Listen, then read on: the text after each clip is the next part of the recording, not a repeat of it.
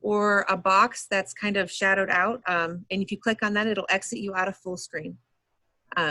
Once you're exited out of full screen, you want to split your screens, and you can, you know, re-image it by moving it around and playing with it until one's on one side and one's on the other. However, that doesn't reformat the text, and so it can be kind of blurry or not everything's on the same page. If you want to truly split your screen, there on your keyboard, there is a Windows key next. So at the bottom left, there's Control, Function, and Windows.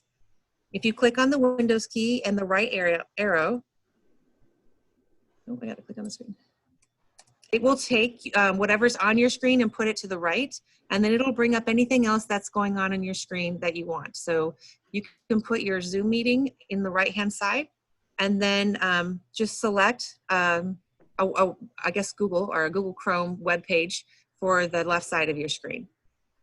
And I'll give you a second to do that. If anybody isn't quite sure or needs me to restate that, please, at any time, you can type into the chat forum. Casey's monitoring that. And we will stop and we'll do it again. Or if you want to just unmute it and shout out, we're fine with that as well.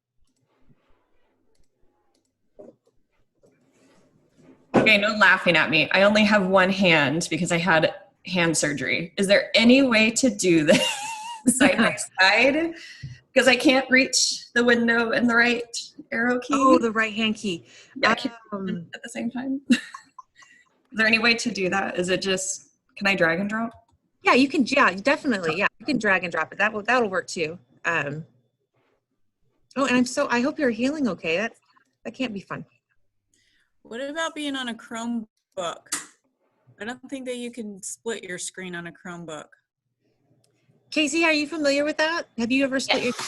Yeah. So you can, like, the biggest tool that I have my students use is called Classroom Split, or just Alice Keeler Split. It's an app or an extension that you can download, and when you hit that, it splits your screen if you're on a web page. You can always just minimize and put it side by side too. So, but I have all of my students at the start of the year download Alice Keeler Split so that they can easily split their screens when we're working, and I use it myself. Alice Keeler? Yep.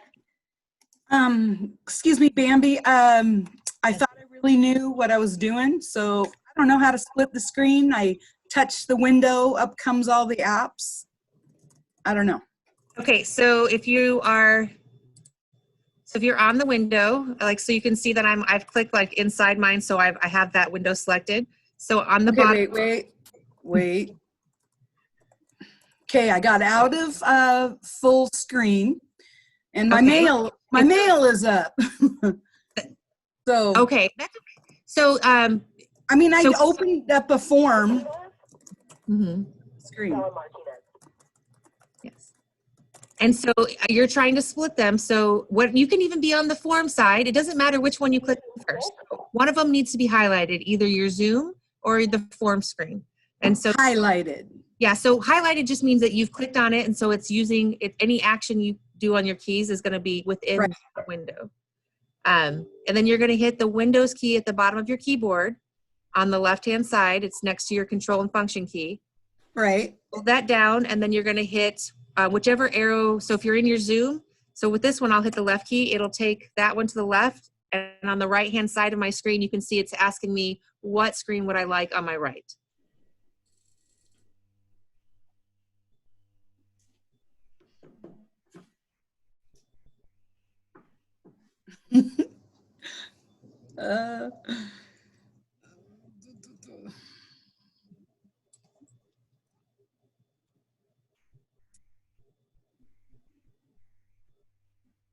Okay, so we're going to go ahead and get started.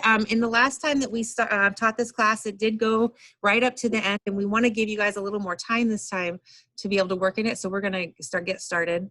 If you haven't already accessed Google Forms, there are 3 different ways that you can get there. You can go to your Rapid Identity, and if you look at the bottom of my screen, you'll see there's a little purple, that's the icon for Forms. Anytime you see that, it's universal, so it'll always mean it's going to take you to Google Forms. So that'll be in your Rapid Identity. You can type into your URL, and you don't have to type www. You can just type in forms.google.com, and that will take you directly to Google Forms. Or if you're on a Google homepage, on the right-hand side, you have the waffle. If you click on that, it'll open up a box for all of your Google apps. If you don't use Forms regularly, you're not going to see it right away. You're going to have to scroll down in that box until you find it. Mine's on the second page, so I have to scroll quite a ways down. But it should be down at somewhere in there based off of what you use. They try to pull the most frequently used ones to the top. But I'd like for you to go ahead and open up a Google form. We are going to be spending a lot of time in there today, so I want you guys to work through this with me. And then if I'm going too fast, you can just say something to Casey in the chat room and she'll slow me down, because I do get a little bit nervous, and so I tend to go a little faster. And I just want to remind you, if you have questions, feel free, post them in the chat. Either I will address them or I'll have Bambi address them as we go. Absolutely. All right, so you should have a Google form up. So one of the first things that I wanted to talk about was why. Why do you need to know this? Why will it benefit you? Why are we using this? So there are 3 different ways you can use a Google form in your classroom. You can use it for procedural stuff, opinion surveys, polls, sign-up sheets for holiday parties. There's all kinds of things, and I'll show you a bigger list in a minute. You can use it for assessment, quizzes, exit tickets, grade logs, rubrics. We're going to walk through some examples of that today. And Google does a fairly decent job at pulling those assessment standards so that you can analyze that data to further your instruction. You can also use it for learning and creating. So you can create reading logs. You can use them for professional development. My favorite is choose your own adventure, and we'll talk a little bit more about that later, but that's how you use it to scaffold your instruction or for differentiation. It's how you can use it to take your learning environment and turn it into a game with digital escape rooms. You can use it as a writing conference tool for your students. So in the next couple of slides, and as soon as this class is over, you will all get a copy of this slide so that you'll have it as a reference. I'm not going to read through each one of these because I want to preserve that time to give you guys working time. But it does go into a little bit more detail about what I just talked about, and it kind of tells you an example of how you would do that. So in here you can see there's opinion surveys, quick polls, late work submission. I really personally like that one. If you have any experience in Google Classroom, you know that the way that it organizes stuff isn't always the best if you've gotten a couple weeks into it. So for this one right here, it's a Google form that you would introduce to your students at the beginning of the year and would let them know if you turn in something late, I won't see it because it'll be several weeks past. You have to submit a Google form that will, and there's an example of that at the end of this PD. And so what that does is it just identifies what the assignment was, when it was originally due, and so that when you get that form, you know that you can go back and check that. And I can see that being very beneficial for middle school and high school, especially if you have 150 students, which just blows my mind. Okay, you can also do this to create lesson plans as a daily check-in. You can create hyperdocs in your Google Forms, customize email letters, and all of that probably sounds a lot more advanced than what you're prepared for, but each one of these will break that down and how do you do that. It just gives you something to be thinking about as you're working further in this. For assessments, there's auto-graded quizzes, quizzes with Flubaroo. That is an add-on that you, and we'll talk more about that later today. You can use it as an exit ticket, bell ringer as a formative assessment. A quick grade log. So if you're walking around the room and you're giving participation credit for the day, you can have a Google form pulled up and you can type their name and give them credit and move on. And at the end of the day, you just download that sheet and you have your participation credit for that day.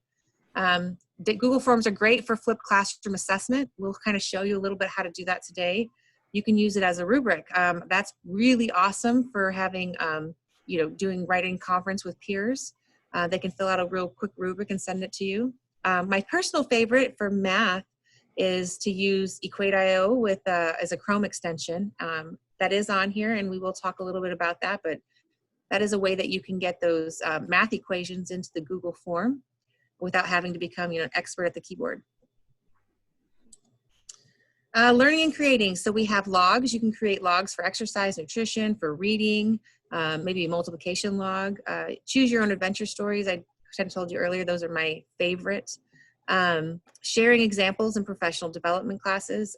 Answering with an image. So for the younger classes, maybe you want to let the kids be able to answer with an image. There's all different kinds of ways that Google Forms allows you to do that.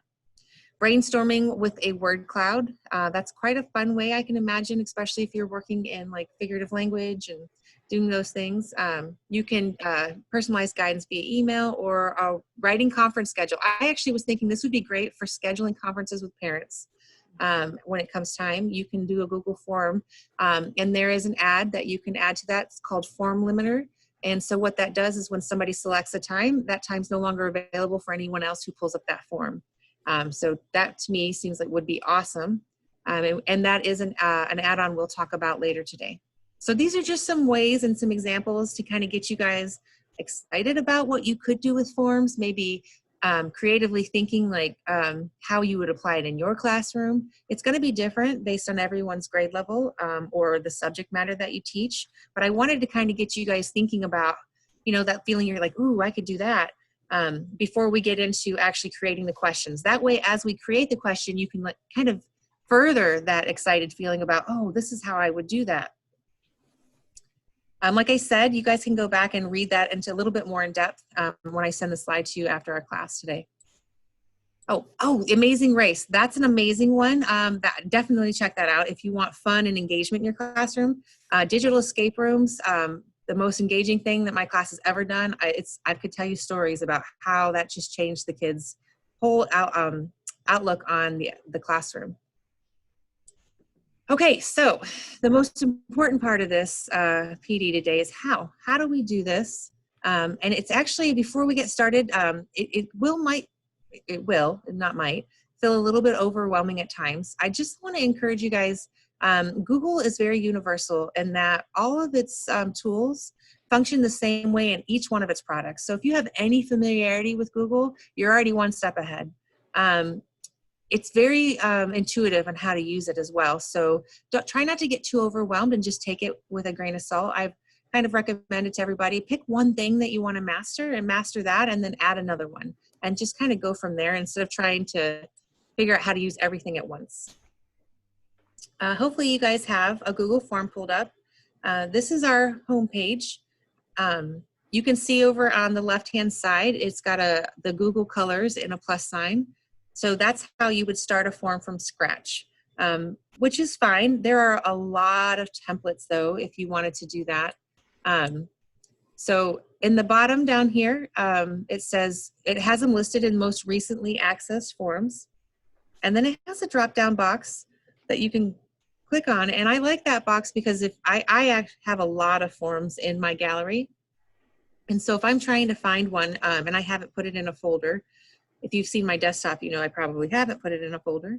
But I want to kind of eliminate what I'm seeing. In this drop-down box, you can eliminate it to just the ones that you've created or you own, or you can have all forms you have access to open, which can get pretty overwhelming pretty fast.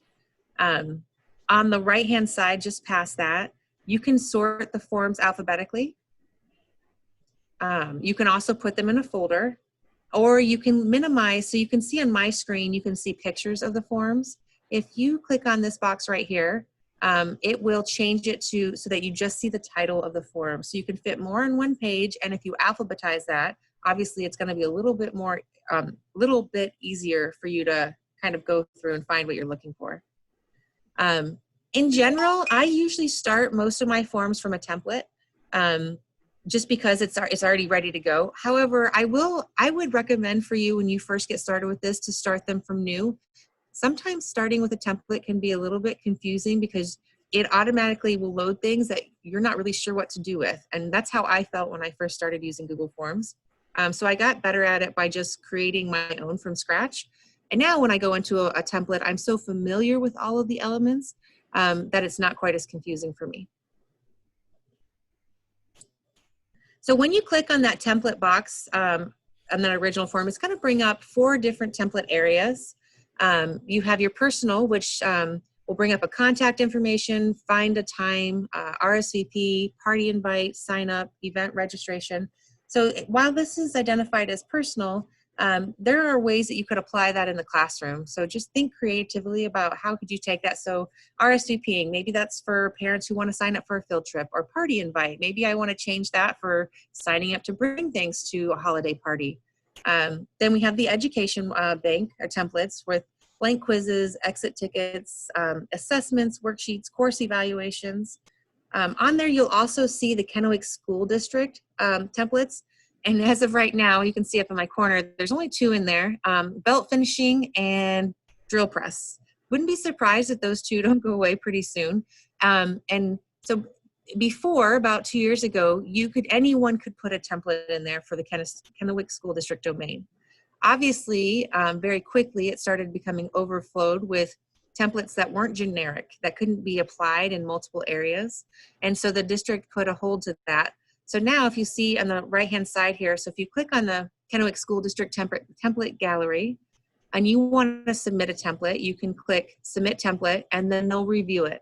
And if it's generic enough that it can be applied to multiple classes or grade levels, and you don't have to just be in a shop class, then they'll put that template there so that other teachers in the district can use it. And if you get really good at this, I highly recommend that. What better way to help support your peers and give back to the school than to, share that with other teachers who might be struggling. Maybe this isn't their area. Then we have a template gallery for the work ones. So there's event feedback, order forms. That might be great for yearbooks. We could do that, send that home to parents, put it on our Google site or in our Google Classroom. And it just kind of streamlines those little 5th graders or 2nd graders from bringing those papers back, makes that a little bit easier. So there's lots of different templates that you can use. If you're not quite sure how you should set up something, this would be a great way to get some ideas. Okay, so we're going to create a new form. So we're not going to click on the templates. We're going to start from scratch. And that's going to be this box. It'll be in the top left-hand side of your Google form. It's the Google colors and a plus sign, and it says blank underneath. Once that form populates, it's going to look just like mine is on the screen. So before we get started with creating questions and the different types that you can create, we're going to talk about the formatting of this form and settings that you need to think about when you're creating it. In the top left-hand side, it'll say Untitled Form. That title is what you see in your Google Drive. On the right-hand side, it'll say Untitled Form as well, and it'll be in the body of the form. That's what your students see when you assign it to them. And they can be different. It's up to you. So if you want them to be the same, that's absolutely fine. If you'd like for them to be different, maybe I identify as a teacher, I want to identify this form in what standard it's teaching or what unit it goes with. But in the actual form for the students, I'm going to identify it a little bit more specifically towards what they're doing, so they can easily find it. That's entirely up to you.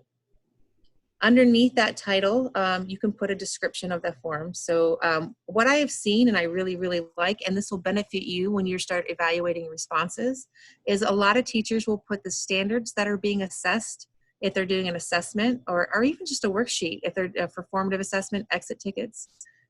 They will put those standards in this form right here so that they can track that information as they evaluate the results. Just underneath that title, and just for reference for later, this box where it says Untitled Form, on your right-hand side, you have what's called a floating editing tool. And so when you start working in your form, you'll notice that every time you create a question, this little editing tool will follow you. It just kind of floats up and down on the right-hand side. The 2 T's, the big T and the little t next to each other, when you click on that, it will create this box right here. And that's great for giving further direction or helping students to understand what's coming next. If maybe a different section, maybe you're going from writing to grammar and you want to identify that. But that's what this box is going to look like. And we'll talk more about that later, but I'd like to point that out when we're here. In this secondary box that comes up, this is what your typical question box is going to look like. You've got your line here. It says Untitled Question. And then underneath that, it says option 1. And what that's for is, and the reason they call it an option instead of answer is because not all forms are used as an assessment. And so it gives you a place for option 1. If you'd like to add another option, you can do so by clicking the add option or add other. And what add other means is you're giving the student or whoever's taking this form an opportunity to write in their own information. So if this is a question that is seeking, you know, if they, I don't know, it could be a yes or no question, or if they have a different opinion, you could do the add other and they could give you their own information. Obviously, if this is an assessment, or it would be something that you would have to self-grade because there's no way to check their an open-ended answer. On the bottom right here, you see the 2 pages, the icon for the 2 worksheets that are on top of each other. If you like the formatting of this question and you just want to recreate that and then change that question, you can click those buttons and it will duplicate this question for you below that. Next to that is the universal icon for the trash can. So if, let's say, you really don't like it and you just want to get rid of it, you can delete it. Or maybe you added too many questions. Next to that, you'll see your required key. We'll talk more about that later. But Google Form, the students or participants that are taking your form do not have to answer the questions before they submit it unless that required key is toggled over. And when it is toggled over, it'll turn green. Next to this, you'll hear me reference throughout this training these are the 3 vertical dots, often known as the snowman dots. In Google and any Google app that you use, if you want to find more information, if you're not sure, if you know there's something you want to do and you can't see it on your screen, find those 3 dots. There's almost a guarantee that's where you're going to find the information you're looking for. That's where you're always going to have your more options, go a little bit deeper with it. And then you have your drop-down box for your the different kinds of questions that you can ask in your form. Okay, I'm going to go back real quick. So in the top, up here, and this is where we're going next, is where you will control all of your form settings for general settings. So up here in this box, this little cog tool takes you to your form settings. Next to that is your little eyeball. And what that'll allow you to do is as you're creating your form, and maybe you want to see, what is this going to look like to my students? How are they going to see this? If you click the eyeball, it'll let you preview what the form looks like from your students. And it also lets you practice taking the quiz yourself, so you can go through and see any errors that you might have made. Yes, yeah. I didn't realize that till the other day that you could actually take it when you click on that, which is pretty cool. Our little paint palette here will let us change some things, and we'll talk about that more later. And then this little puzzle piece is where you will add form add-ons, and we'll also talk about what add-ons you could add, but this is where you would go to add those to your forms.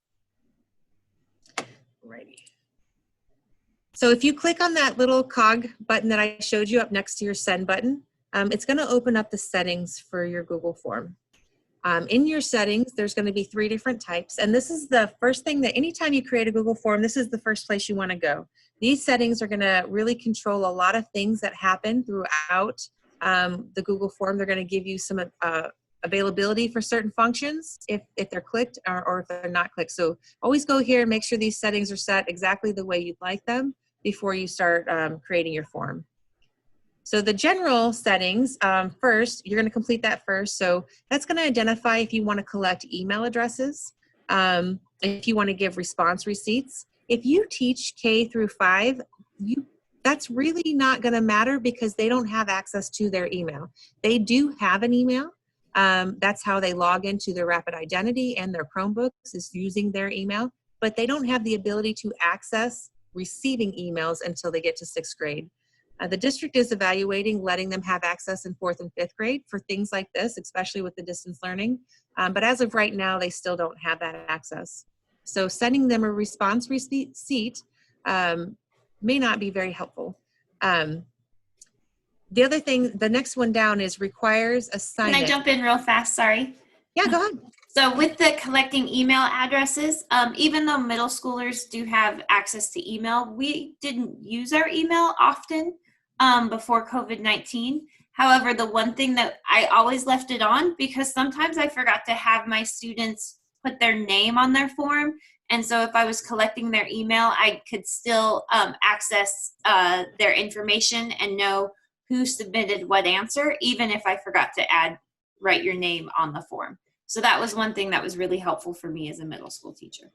That's a great point, because even if they have an email address, so even if you collect the email address they've signed in with, that's a great way to identify whose paper that is or whose form that is. Yeah, and that's due to my error, not to theirs. So I feel like making them take the quiz over again is not fair if I messed it up. No, I like that. I could see myself doing that. Thank you. I like that. I need to think about that. So then the next part is requires a sign-in. So you can restrict your forms to users within the KSD domain and its trusted organizations. And so it really depends on what the purpose of your form is for, if you'd like to do that or not. But keep in mind with district learning, if you have a second grader at home who's accessing this through their parents' login, that's going to make it very difficult for them to access that form. Now, if you have a Google Classroom and you're assigning the forms through their Google Classroom, then they've logged in through Rapid Identity with their KSD ID. And so that won't limit them to being able to access that. The next button there is if you want to limit it to one response.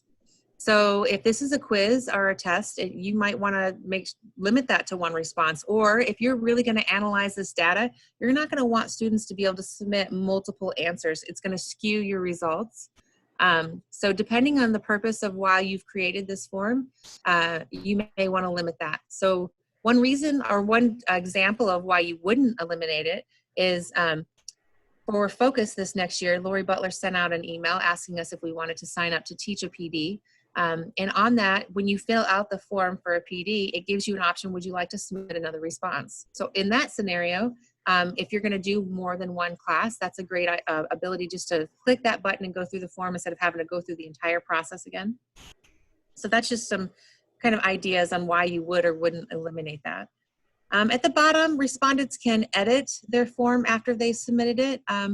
Very rarely do people select that. Oftentimes you want them, especially in middle school and high school, if you're using this for an assessment, you don't want them to be able to edit that. Or they can see summary charts and text responses. So we'll talk a little bit more about what text responses looks like in a little bit, but this is where you're going to, if you click it here, then they will always see it. If you don't select it here in general settings, you can select it within each question for that question. And I'll talk about that as we go through there. So in the presentation settings, this gives you options for respondents as they take the form. So when they're taking it, do you want them to be able to see the progress bar? I know, and I'm sure all of you know, when they're taking the MAP test, how many questions is this? How much longer is this? So that's kind of what that would do. It has a little green bar at the bottom, or depending on what color theme you've chosen for your form. And it kind of shows them their progress and how close they are to being done as they go through it. Shuffle question order. This is a huge one, especially in middle school, high school. If you're worried about them cheating off their neighbor, if you select shuffle question order here, it's not going to do them very good to cheat because they'll all have a different question at a different time. Now, that is something there is a function in Google Forms where you can add videos and images to go along with your questions. If you add a video to go along with a question, it adds it in a separate, and I'll show you what that looks like. It's almost a separate section. It's not a section though. If you shuffle the questions, it will remove that from being in the correct order to go with that question. So keep that in mind. And we're going to do that today. We're going to add a video. And you'll see what I'm talking about.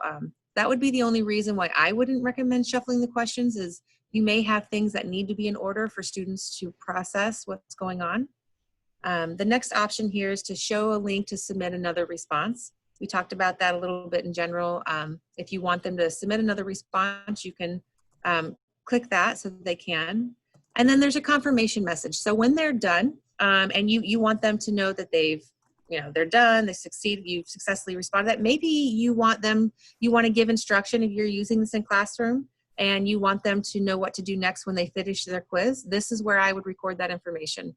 All right, your response has been recorded. Please get out your textbook and look up the definitions for today's reading. Whatever it is you want them to do next will prevent them, 100 little kids from coming up and asking, what do you want me to do now? And also that's a place where you could put maybe a congratulatory, like, nice job, you worked really hard, something to, encourage them. It's whatever you'd like. All right, so this is going to be in our quiz form settings. So you're only going to use this if you are taking your form and you're turning it into a quiz. So you can, by sliding the toggle bar at the top here, it'll assign point values to all of the questions and allow auto grading. What that means is when I'm in that question, if you can think back to where we were, and even if you're looking at yours now, or I guess you're not because you're in this, but if you don't have that slid over to make this a quiz, it doesn't give you the option to assign a point value to it, and you can't assign an answer to it. So if you ever doing the form and you're like, why can't I select an answer? Why isn't that option there? It's because in your settings, you haven't identified this as a quiz. So one of the options you have once you've identified it with a quiz, and this is an option, is you can turn on the locked mode. The one thing that you need to know about that is if you turn on the locked mode, the students will not be able to access that form on anything other than a Chromebook. And yes, everybody just groaned. And it can be frustrating, but it's just the limitations that it has. In the classroom, if all the students have their Chromebooks with them, it's not really a limitation. It's actually a bonus, because what that does with that locked mode is it prevents them from going to any other websites while they're taking your assessment. If you're using a Google form as a spelling test or as a grammar test, it blocks the extensions like Grammarly. It blocks highlighting the spelling errors, which can be pretty inconvenient. If you have a spelling quiz and it tells them when they've typed it in, the correct spelling, it tells them that it's wrong because it's red. So that can definitely be a bonus in your classroom, having that lock mode. Just know that if you're using this for distance learning and you do have it on lock mode, if they don't have a Chromebook to access that with, they won't be able to get in there. Release the grade. So you can choose to immediately release it after each submission. And so if all of your questions are auto-graded, there's no reason why you can't just automatically release that grade. It'll instantly tell the students what they scored and allow them to review that. So one of the reasons you may not want to do that is, for instance, if you have any bonus questions, so you've assigned them a 0, but you want to go in and manually grade that. You will see in some of the questions, we'll talk about the types of questions that can give partial credit and the types that can't. So in those instances where it won't give them partial credit, but they got one of them answers right, you could go in and manually change that if you wanted to. So it's really up to you based off of the type of form that you've created, whether or not you want them to get that immediate feedback or if you want to manually review it before. Another reason why manually reviewing it before they get the feedback is there is a place for you to put responses to each question. So if you want to give them feedback, you might want to wait until you've had a chance to look over that quiz and put some feedback in there for them. That way, when you do release it, they'll have that, that information to kind of help guide them as you move on in your classroom. So what respondents can see, you get to control that as well. So when that information is released to them, you can choose, do you want them to see the missed questions? If you are in middle school and high school and you teach multiple periods, you might not want the students to know right away what the questions are, so they can't pass that along to your other classes. Do you want them to see the correct answers? Or do you want them to see how many points each question was worth? So you get to choose how much of that information they see and they don't see. So I could see this as being one of those things that I'm not going to immediately release this information to my students, but I want them to know what questions they missed and what the correct answer was, so they can use that to help further their understanding. So I'm going to manually release this in a couple of days after all of my classes have taken this. So those are things that you want to consider when you're creating these forms. All right, so that is the general settings. Does anybody have any question about those before we move forward? We're going to go into Google Form settings. More settings. I just have a question as far as the lockdown mode. Uh-huh. I used that this year, and I had a student that was home for like an extended period of time, and we tried having her do it at home. And I don't know what the issue was, but mom told me that basically every time she would try and do it, she would get all the way through the quiz, and then when she would hit submit, it would just like dump it, and it would take her right back to the beginning. And so when I took it off lockdown mode, then she didn't have any issues. So do you have any ideas on that one? The only thing I can think on that one, and it sounds to me like she probably was, so, because I think that you have to, but she makes sure they're logged in through their Rapid Identity or through their KSD domain, because that is particular to the KSD domain and it's housed on that server. And then also it has to be on a Chromebook, but it sounds like she probably, I don't think she can even access it at all if she's not on a Chromebook and it's not locked. That's one of those things where I, in the future, if that ever happens, send an email to Google. They're really, really good about responding to that help. It sounds like it was an error or a glitch. And locked mode is very new. It just came out this year. So I'm sure that they were working through some of those glitches. Because as long as she was signed in through the KSD domain, and as long as she was using that on a Chromebook, she shouldn't have had that error. Okay. It should have been worked fine for her. So it must have been a glitch or an error that they were having. I highly encourage you guys, if you're ever, something's not working properly in Google, send them an email. They're really great. There's on every one, there's a help setting. They're really great about getting right back to you, and they're pretty attentive to that. So I've had some great experiences with using that. Okay, so more settings. So at the top right-hand side of your Google form, on the right-hand side of the send button, you have your snowman dots. And so in here, you'll find like some of your basic form settings. So if you've done something and you wish you hadn't, you can click the undo. It'll take you back to the whatever right before. If you want to make a copy of this form, let's say you do the same format for your grammar and spelling every week, and you want the questions to be, the type of questions to be the same. You're just going to change the actual question and answers. You can just copy your form. If you want to throw it away, or maybe it's a form you don't use anymore, it's outdated, whatever, you can just put it in the trash can. If you want to get a pre-filled link, Casey, are you familiar with what the pre-filled link is? I'm not. I think what that is it's just the link to access the form, and it's already filled out for you, but I'm going to show you another way to get that. So we're not going to worry too much about that. Is that the link that you share so people can access it then? I think so, but I like to get it from the send area because of the restrictions that you can put on it. So I've never actually gotten it here. I can search that. I've never paid much attention to that link before. Let's say you want, I hear a lot of teachers ask, well, what about conferences? What about parents? I want to be able to give them feedback. First of all, if you're using Google Classroom, I always encourage my parents to have your students sign in and have them show you the results and their quizzes and stuff. That way they're taking accountability for it, and that you can have a discussion about whether or not they're struggling. And I always like to encourage my parents, don't take over the ownership of their grades. Make that be their responsibility and have them show you. But the other thing that you could do, if let's say there's a really important one, or maybe a student's really struggling in math and you want to refer them for services, and you've had some Google quizzes on here, you can print those.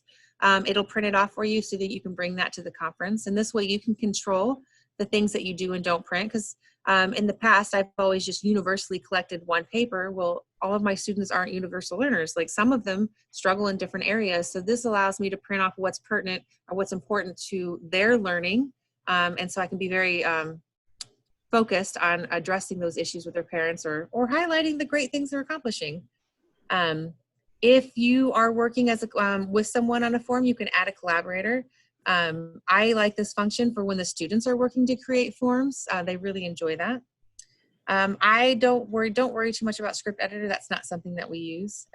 I've never had a reason to use that in my application of Google Forms. This is another area where you can access Google Form add-ons. So we'll talk about more of that later. And then preferences at the bottom.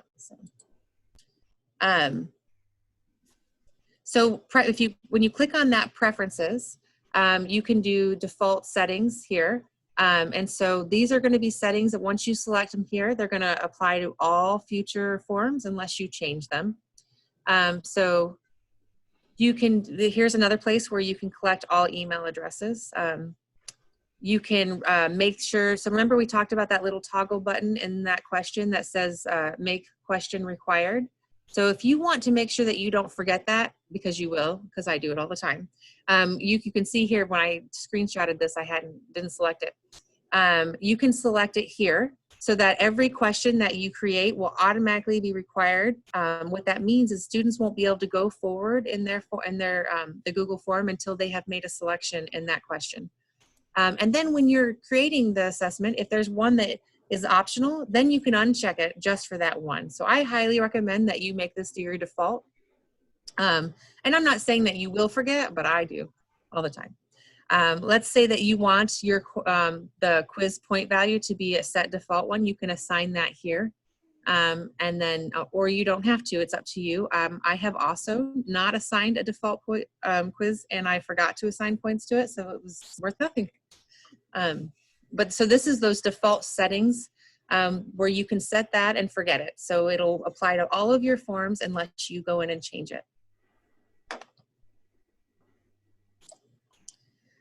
Okay, so now that we've talked about all of the settings and getting it ready, we've got it all prepared for what you want to do with it. We're going to talk about the questions and the different features. So make my box go away. So like I talked about earlier, this little white box next to the question is called your, it's a floating editing tool. And just to talk a little bit about what each one of those symbols mean, the circle with the plus sign is how you add another question. The little page with the arrow is you can import questions from another form. So if this question styles are very uniform, kind of like in Journeys in elementary school, some of the questions, like my essential question, I have my students answer the essential question each week as a writing assessment. And so if I want that, the way that the question's asked with all of the description and the rubric that they have to use, if I'm going to use that same format and just the question's going to change, I can import that question from another form so I don't have to reinvent that wheel and save me a little bit of time. Like we talked about earlier today, the 2 T's adds a title and description box, which is what you saw when you first came into the Google form. It just had the title and then underneath was description. So if you want to add that because you're changing sections or you want to provide a little bit more information for your students, that's what that box does. This is a universal image for an image. Universal icon for image. It's little mountains in a box. So if you want to add a picture in there, and we'll see some examples of why you would do that or how to use that, that's how you would do that. So that adds the image into that picture box. Just underneath that is insert a video, and we talked about that a little bit earlier. Sometimes I've seen where teachers have put a video in there, they've had the students watch the video, and then the question below it said in the video above, and then it had a question about the video. And so that's one of these instances where you wouldn't want to shuffle the questions because it would move that video from being above that question, because the videos are inserted in their own section and they're not inside of the question itself. Just below that, you have your 2 vertical boxes. That's how you add a new section.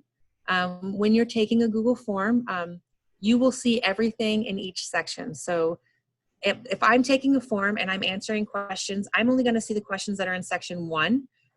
So you can prevent what they see ahead of time, and I'll show you an example of that. So you would use those sections if you wanted to, just maybe one question at a time. They can just focus on one question and then they go to the next section. You would also use that as choose your own adventure or for your digital escape rooms. And Casey's going to show us a little bit about that in a little while. Oh, that stupid box. So our little 3 vertical snowman dots that are at the bottom. Once again, if you want to find something that you're not quite sure, click on those dots. So if you click on that, it'll bring up it'll populate a little box that gives you, you can add the description box. So in your question box, you'll notice that it doesn't have a description underneath it. I highly recommend that you use the description box and that for each question, you put the standard there. Even if you just put the number of the standard, that's going to make tracking your data and analyzing how your students are doing with meeting the requirements of the standards a little easier when you pull this into a Google Sheet later. And that's where I've seen a lot of teachers put that. So they have their question, they add that description bar, and in the description bar, they'll type what standard is being assessed with that question.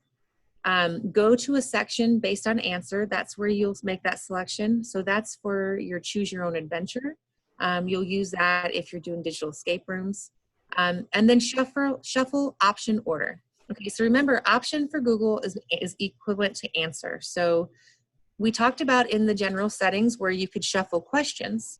And so that, helps prevent people from being able to cheat. Here's a way that you can shuffle the answers. And remember, options and answers are kind of equal. So this is important, obviously, to reduce the ability for people to cheat, but also, let's say you're doing a vocabulary quiz and you're using the multiple choice grid. And so when you enter that, you enter the definition and then the word, and then the definition and then the word, because as teachers, we don't want to make any mistakes. Well, if you don't change it when they take the test, it's going to be the definition and the matching word, and the definition and the matching word, unless you click this button here to shuffle the option order. And so that'll shuffle around the answers and questions. So they're different for every student, but also so it's not unified in the way that you created it. And I'll show you an example of that as we get there. But just to remember that that's where that's at. So if you want the answers to be in a different order for each test, this is where you'd make that selection. Okay, so our little palette icon, I like to make my stuff fun and exciting and engaging, and this is where we have all that control. So at the very top of your screen, you have a little palette, and this is where you can change the theme of your Google form. So your options in theme is you can change the image. You can upload any image you'd like. So if you have a classroom theme, you can change it to that. I oftentimes, when I'm using this for my Journeys assessments, I will take a snippet of the Journeys chapter or an image from one of the stories, and I will make that the theme. It helps the kids to know where it's from. It helps it to stay organized. In that option, you can change the color. So the default color for Google Form is purple. In the one that I use as practice, it's green. Once you've changed the theme color over here, it will change the type of background color. So you can see here I had clicked green, so it gave me a couple versions that I could change in the background, and that's back here. And then you can change the font style, which is kind of limited, but it still does give you some choices. You have basic, decorative, formal, and playful. And then we talked already about the icon, the eye icon, which gives you an example of your form. It also allows you to practice taking it. And then the settings cogs we already went into, and that's your general presentation and quiz settings. So would everybody like a minute to change their background color? I'll give everybody a minute, and we'll, if you guys want to go ahead and click on that palette and choose an image, or you don't have to choose an image, change the theme color, just kind of play around with that just so you can get an idea of what you can do. So that to choose an image to go in that top part, it's in that header part. If you look on my screen where it says choose image, you click on that, it'll bring up all of the pictures that are on your computer, or you can do a Google search. The nice thing about doing a Google search is, and I've read this in several places now, usually it'll say it, but when you do a Google search, all of the images that you pull up are images that are free from copyright. So they have given you permission to use them in your materials. All right, and I added a resource and I spelled it long. It's called Unsplash. Unsplash is another place for great images. They have thousands of free images that are high quality. Oh, awesome. While we're at it, we had a question asking, can you upload the Journeys test, vocab sheets, think about it sheets? Can you just upload those, or do you have to recreate or rewrite them in Google Forms? Or you have to recreate them. Okay. So I taught a class on how to take a worksheet and make it a digitally interactive worksheet. So there's two ways that you could do that. You could recreate that with forms, or you could take a snippet image of that form in Journeys and then put that into a Google slide, and then it becomes digitally interactive. So you could add text boxes, and they can't alter that back sheet. So those are two different ways that you could use that, but there isn't a way to upload it and have it transform that formatting directly in with Google. All right, so we're gonna go ahead and hopefully you have a cool image. All right, so there are multiple options and ways that you can use Google Forms to ask questions. We're going to go through each one of those. If I go too fast, please slow me down. I'm just going to try to give you guys exposure. As we do this, I am asking, I can't make you, but I am asking that you do it with me. I really truly believe that if you do it with me, one, you'll know what questions you should ask while I'm here to ask them, and two, you'll feel more confident and comfortable using them when we leave the class.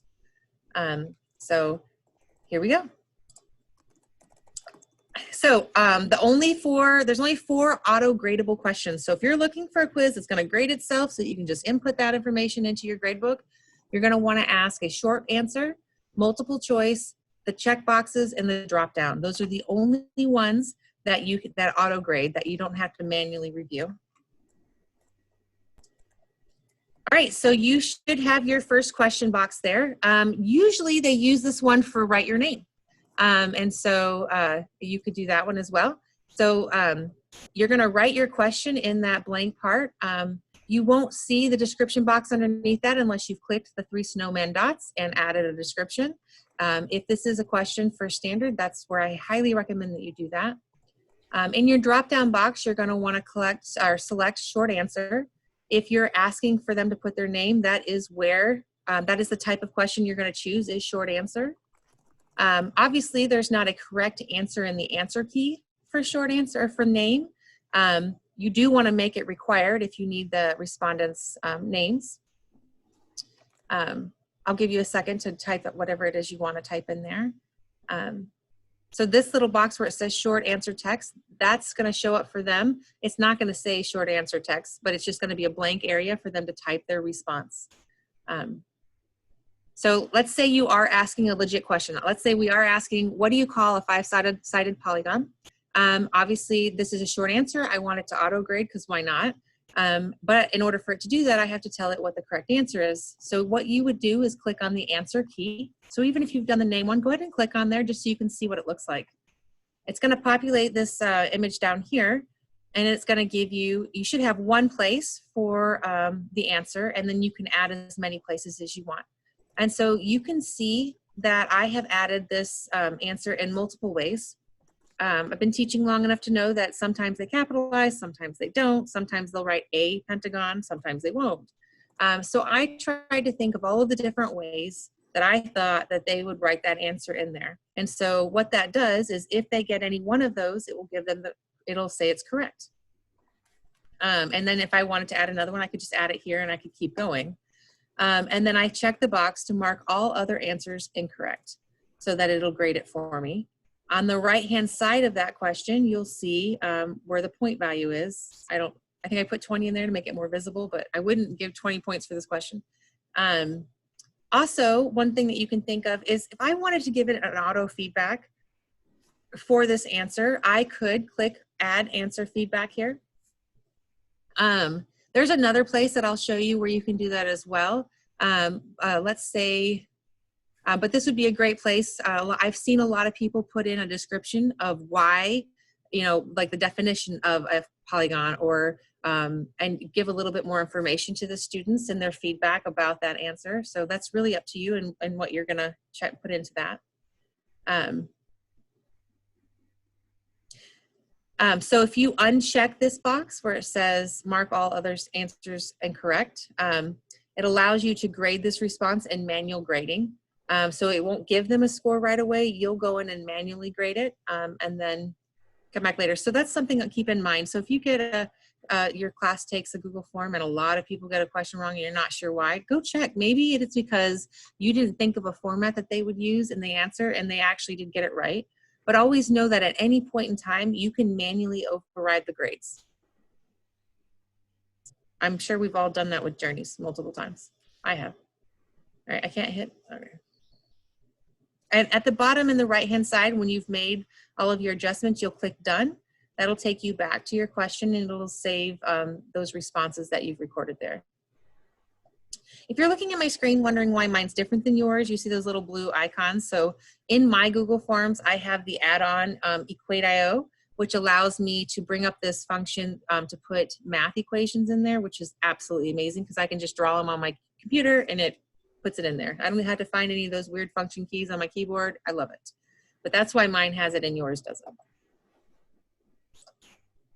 Okay, so in your toggle bar, your floating toolbar on the right-hand side, and I should have an image of that here, and I don't, I apologize for that. You're gonna click the little plus in the circle that says add another question. And we are going to do a different type of question. So go ahead and click on that. You'll notice that your box, your question will populate underneath, and it looks somewhat separate from your original one. Do know that they are still in the same section. It's just distinguishing that they're different questions. They're two different types of questions. So in this one, we're going to practice doing a multiple choice, and you can feel free to copy what I have written here. I would like you to go through this process.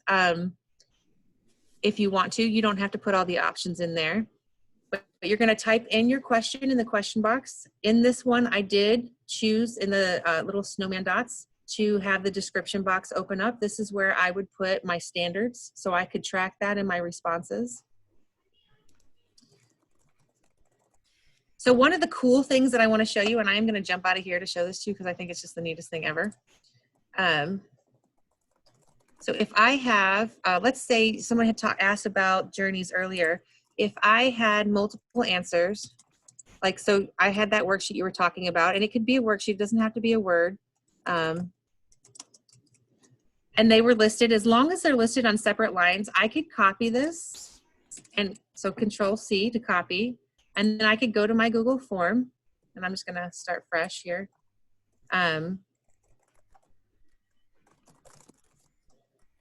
Oh, here we go. All right, so multiple choice. So in my options, I'm gonna click on that first one, and I'm gonna hit Control V.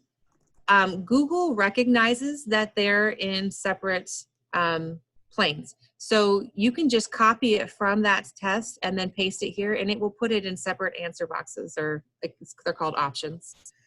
So I really like that. So there is, so if I was taking a Google Journeys test and putting it into a Google form, I could just copy and paste. I could copy the question, paste it in the question, copy all the answers in one swoop, come in here, right click, and it'll put all the answers. I don't have to do them one at a time. So I thought that was pretty nifty. And Bambi, I think you're going on to answer key shortly, and we had a question about where you put in the answers. Can you maybe just point that out while we're on the actual form? Yeah, so if I'm in this question right now and I'm doing multiple choice, I've typed in my question, I've added the answers that could possibly be right. If I click down here where it's highlighted, it says answer key. And remember, you're only gonna see that if you've made your form a quiz. So if you don't see that answer key, it's because you didn't select up here in your settings for this to be a quiz. And you can change that now if you haven't already. Yeah. Absolutely. Yeah. So if this isn't moved over, you're not going to get the option to have answers. So you can see I clicked on the answer one, and I can't see my question right now. I can just see the answer. So this is where I'm going to identify which is the correct one. So, and you can have more than one. Just remember, it doesn't give partial credit, so they have to get them both correct, or they get nothing. You can identify the points, and I could add feedback. So if they had the incorrect answer, I wanted to give them, tell them a little correct, I could add the feedback here, and then I could give them feedback if they had the correct answer. Notice at the bottom, I could add a link maybe to a document that I want them to review if it's incorrect, or even a video that they could watch if they got the wrong response. So when they got their feedback, they would see their scores, but they would also get these resources as what to do because of their feedback. Once I've assigned the correct answers, the point value, and any feedback I want to provide, I just hit done, and it takes me back to my question. You can see that there's 2 green check marks there now, and that shows me, and I can see this because I'm in editing mode. Once I go into preview mode, and I'll show you that, they don't see that. Although it doesn't like that I didn't put the question in there though. So this is weird.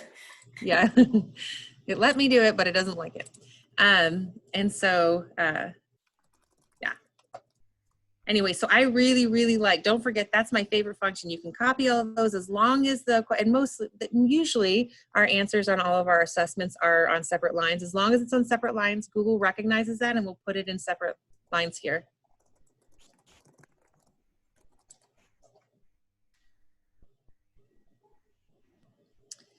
All right, same thing. This is the icon to double the page. Make sure that it's required or the students can skip it without, and it will let them progress. When I send this to you guys today, there is a resource down here that's, I have it hyperlinked. I'm not going to go there right now because for time purposes, but for you guys to go and look at for more information on choosing your own adventure. Casey's going to talk to us a little bit more about that when we get through the options. All right, go ahead and hit the plus sign at the top right-hand side of your floating editing tool. Add another question. Oh, I'm sorry, I talked about this already. It's because I was in the live. So this is just some more information on for your reference when you guys get the slide. So on how to add feedback for incorrect and correct answers. That's one of my favorite things. I love the idea that we can give these kids the resources they need to understand why they got something wrong so that when they come to class, it kind of helps them to be a little bit more caught up. So now hit the plus sign to add another question.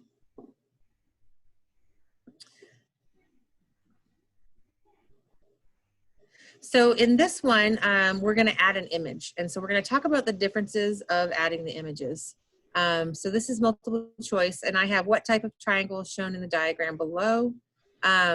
So you can see on my screen, if you hover over the question where you would type your question, it will populate the icon for an image. So when you're not hovered over it, you won't see that. And what that means is it's giving you an option to add an image to that question. So if you look at the right side of my screen, you'll see there's a triangle here. That triangle is inside the question, just below the question. And that's how you get that there, so is through this icon. If you click this image on the right-hand side in that floating toolbar, that will add an image into its own question box, and it won't be with the actual question. It'll be separate. So I can understand there's reasons why you would use it that way. You just need to know that if you add it that way, you'll have to reference in your question that look at the image above, look at the image, you know, let the kids know where it is. You also wouldn't be able to select shuffling the questions if you added the image separate from the question. So if you want the image to follow the question and be embedded in that question, then you would add it here. Maybe you're adding an image and there's multiple questions that are going to go with it. Then you would add it on the right-hand side, and that image would be separate from all of the different questions. Once you've added that image, so when you click on that image icon, it's going to bring up the universal screen that you've seen probably 100 times when you've added an image. It's going to give you an option to upload an image from your computer, to do a Google search on an image, or find an image from your Google Drive. I've said before, when you do a Google search on the images, it does bring up images that are copyright free, so that the creator has given you the access and the ability to be able to use those. And Bambi, you can upload an image from your like from your folders too, right? Yes. Yeah. Yeah. It'll give you all three of those. I think it's all four of those options at the top when you click on that. Okay. Once you've selected that image, it will add it wherever you've asked it to add it. When you click on the image, it will you'll get the three little dots, just like you always get. And so then the options that you have is you can left align your image, center align, right. You can change it, remove it, or you can add a caption to it. So if you want to give even further detail or information about that, maybe I want to tell you what the degrees, the angles are in this triangle to give more information. Then I could add that below this image as a caption. Also, when you click on the image, it'll highlight it in a blue box, and you can enlarge it or make it smaller. And yeah, so anytime you want to alter that image, you're just going to click on it, and it's going to populate those, the ability for you to make those choices. That same question. So now we've added the question, we've added the image. Now we have to add our options or our answers. Well, what if our options or our answers are, we want them to select the correct image. So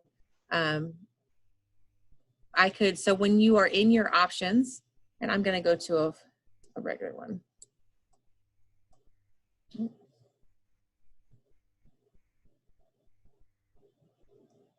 Okay, so here's the question where I've done this one. So it says which angle below is an obtuse triangle. So when I'm inside of these, I'm gonna deselect that. So if I add another option, you can see that when I'm in this option, there is an image icon that populates on the far right-hand side of that question. So this is how I would add images to the options or the answers. So in this one, my question is, which angle below is an obtuse angle? And so I've added images of obtuse angles and for them to be able to select. So same thing here, you wouldn't choose this image icon because this is going to add it as a separate entity. If you want it embedded inside the question, you need to select the image icon that goes with the answer or that populates when you hover over the question. And just like normal, you would click on your answer key, select the answer that's correct, and then click done. And it would show with a green check mark.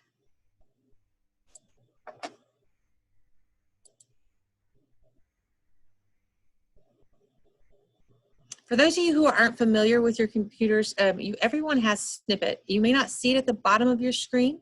If not, do a search for it in your computer. Snippet is a great way for you to take a quick copy of an image from like a Journeys assessment or something. And you don't have to save it to your computer. When after you've taken the snippet, you can click the edit it is an option at the top and then just copy it and paste it. Right, so same thing here. When you click on that imaging icon, it will give you the option to search for an image or to pull one from your desktop. And this just goes a little bit over your the three little dots in the right-hand side. The snowman dots is what they're called. If you click on those, that's how you bring up the boxes to left align, center align. That applies for those images that are embedded in the answers as well.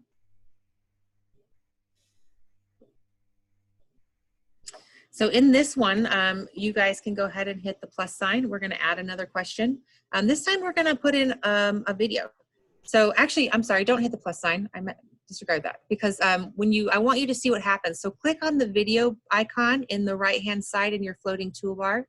I want you to see the difference between just adding a question and having a video. And this is the only way to add a video to your form.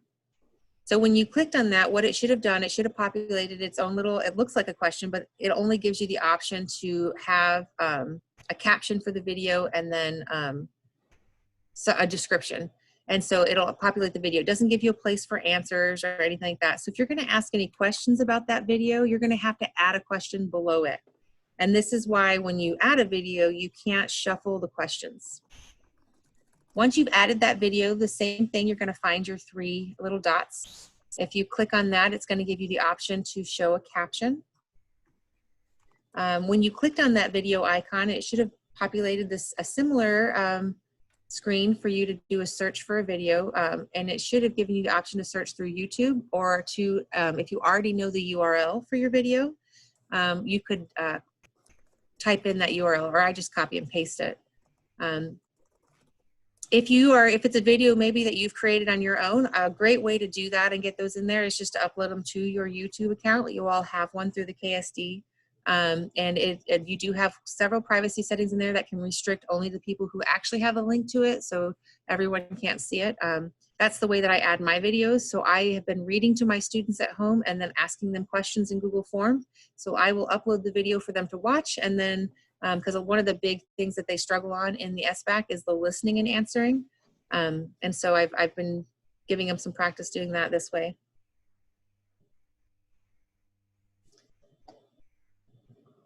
Okay, so the biggest thing to remember about adding a video is that if you choose to do that, you can't shuffle the questions.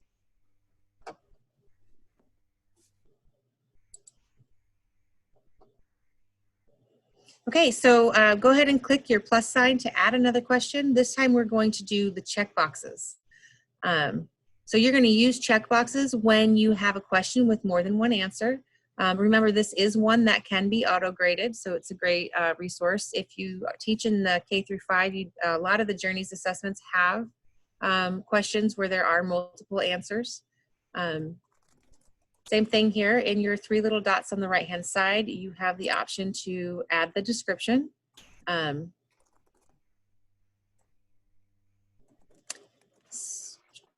So when you click on your answer key for this one, you're going to want to make sure that you do select the box that says all correct answers. It says select all correct answers. Oh, I'm sorry. No, I put that in there. So make sure that you put in the description how many answers are going to be. So that's one of the things I did forget in one of my last quizzes is I didn't identify that there were 2 correct answers and it doesn't give partial credit. So a lot of the students, not thinking there was going to be more than one, only selected one and they all got it wrong. Actually, all of the students got it wrong. So make sure if there's going to be more than one answer that you can use that description box to identify that for your students so that they're aware.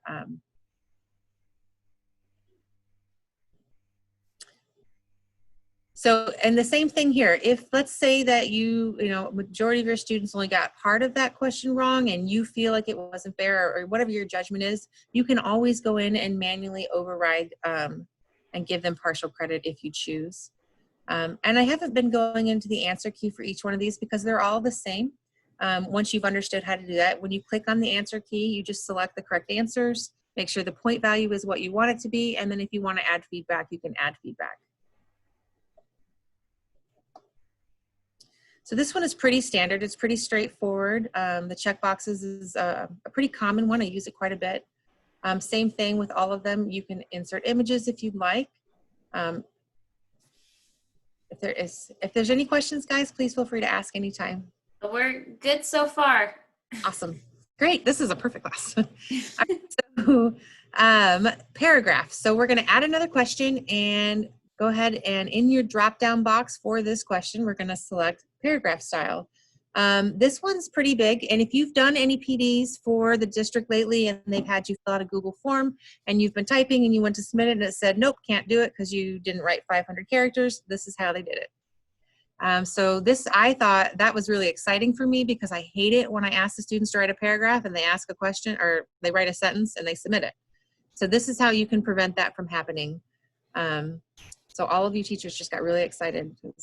It made me excited. So you're going to select paragraph, write your question in there. Mine's explaining your own words how to find the parameter of a rectangle. Like I said, description can be used to put the standards if you'd like. You can identify whether or not that description is there in the right hand, the right bottom side where those snowman dots are. There's also an option here for response validation. That's not something that you're going to use with this one. We'll talk a little bit more about that later though, but that's where that's located.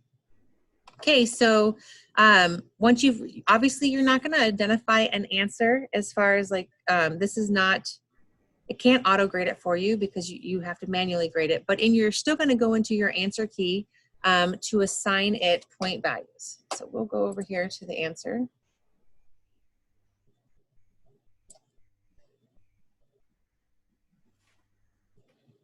So let's see. Here's a paragraph one. So you can see here that I have a long, this is where they're going to put their answer, and then you have these expectations here. So, and I can change those based on what I want. So I can change the length, and I can make it a maximum character count or a minimum character count, depending on what you want to do. And then I identify the number here. So the response validation, we'll talk about, I don't want to get into that right. Like I want to tell them, but I don't want to tell them. So here, so in your Google Forms that you've been doing for PD, they've identified it at 500 characters. Now, please note that that's 500 characters, not words. So you need to take that into account when you're assigning, when you're judging how many words they should be using. You don't want to make it harder on the students. You're just trying to force them to really put some effort into their writing process. So what you would do is you'd select the one, if you want a maximum number, or like they can't write any more than that, you'd select maximum. If you want a minimum number, so maybe it's minimum 500 characters. And then next to that is going to be your error text. So what message are they going to receive if they don't meet that requirement? And that's where you will, I apologize, you will have to have response validation selected. Because what that means is if they don't meet that requirement, they're not going to be able to go forward. The Google Forms won't let them progress forward. And then it's going to give them a custom error text. So maybe I would write, please take a look at your paragraph, make sure that you have an introductory sentence, details, whatever you want to put there is going to be the error text they receive. And so that will populate just underneath in their view, just underneath their answer here. It'll show up in red and it won't let them go forward, but then they'll know why. So you don't have 100 kids coming up to you saying, this isn't working, I can't move. And just so that you guys know, response validation is just making sure that your students are having the appropriate answers or the correct answers in a short response or a paragraph question. So it's just making sure that they are meeting the criteria that you expect to meet. And so this is how you can let them know that they are or they're not. Yes. So some other ways that you'll see this being used is instead of length, I could choose regular expression. And so if I wanted them to have, so if we were doing time or dates, I could put in here contains, doesn't contain, matches, doesn't match. When you start doing fun things like choose your own adventure or digital escape rooms, when you start doing fun things like that, this is how you do that is, so let's say this was a digital escape room, and in order for you to go to the next section, you had to get the code correct. This is where I would assign that. I would put regular expression, matches, and then I would put whatever that pattern is I wanted you to match. So if you got it correct, it would allow you to progress forward. If you didn't, then my custom error text would tell you, sorry, wrong code, and you'd have to go back and look at your clues to figure out the code.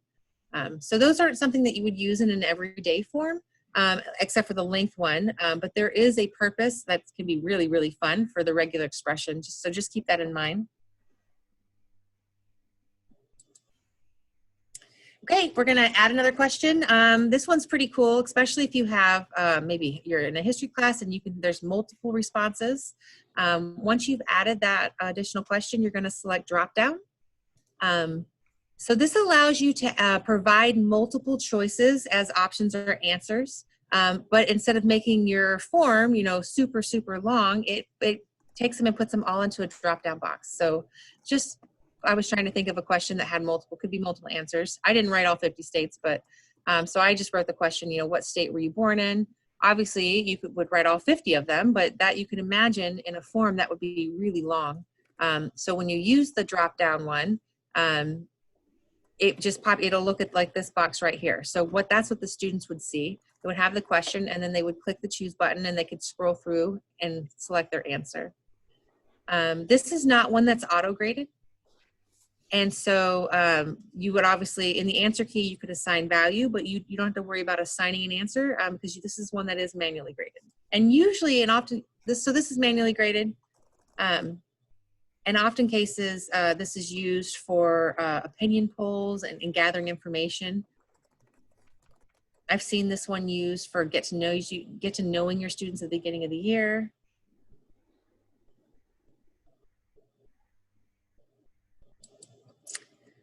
Okay,